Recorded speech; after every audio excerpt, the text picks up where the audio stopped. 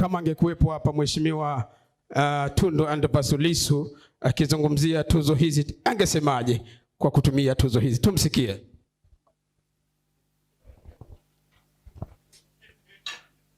Sasa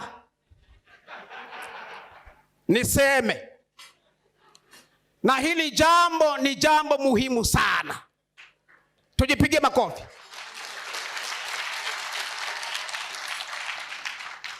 Haijawahi. Unanipa tone tone. Ubarikiwe sana. Lete hiyo usihesabu. Asante sana.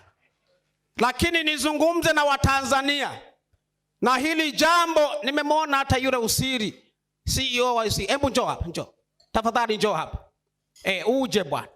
Sasa kama mwananchi wa kawaida katoa tone tone, huyu kiongozi wa Usiri unasafirisha watu bwana. Kwa hiyo licha ya kulipa kodi, hasa ndio moja inanitosha.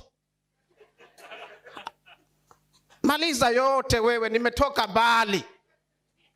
Kwa hiyo niwaambie tu kwamba ni lazima tuhakikishe kwamba sharia inafuatwa. Na hili nakwambia Mheshimiwa Katibu, lazima watu wajisajili, wasilete masuala ya uhaini.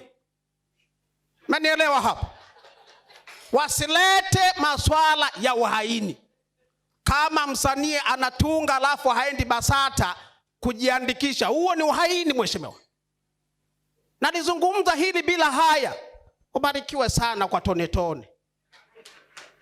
Kwa hiyo hata Kasiga ni mgeni rasmi. Wewe usije hapa, nitakufuata baadaye.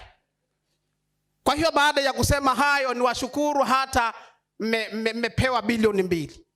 Ndalo litajwa. Kwa hiyo fanyeni kazi.